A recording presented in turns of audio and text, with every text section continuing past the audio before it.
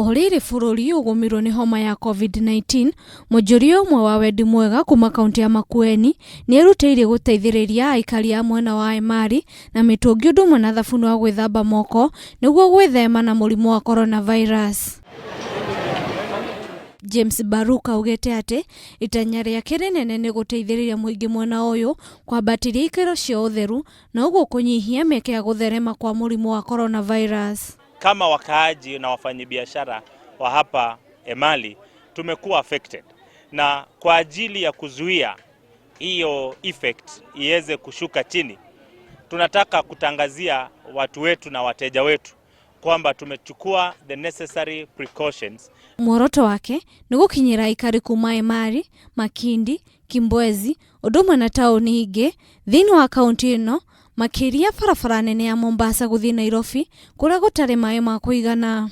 Biashara zetu zimeenda chini kwa sababu hii ikiwa biashara soko la katikati ya barabara, pia tunategemea wapita njia ambao hukuja katika soko zetu na kununua mali na kupeleka makwao. Baruka ni kiti ihoya kuri onjoria udumwe na makambuni kuma mwena uyu wa Emali kwigirira na guteithĩrĩria niguo kurua na murimu uyu. Guku akiuria ikari kuma kaunti ino maige utheru na njira iguru muno udumwe na kuraihanĩrĩria mundu na uria ungi o uria kungihoteteka. Research ya dunia imesema ni kwamba dawa kubwa ama njia kubwa ya kuzuia uenezaji zaidi wa hii ugonjwa ni kupitia usafi, na usafi ambao wamesema ni kupitia kudisinfect ama kwa kunawa mikono.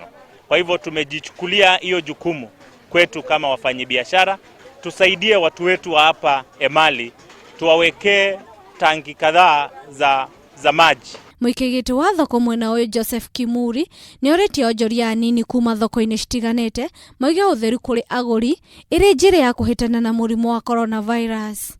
Kwa hii soko ama kwa Kenya mzima ama soko zote imejaribu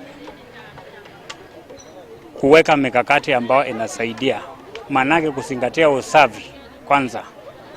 Usafi kama ni njia moja ya kwanza ya kusaidia kuenea kwa huu ugonjwa, hapo serikali inasaidia. Handu-inĩ ha Kameme TV, njitagwo Njoki wa Mwangi.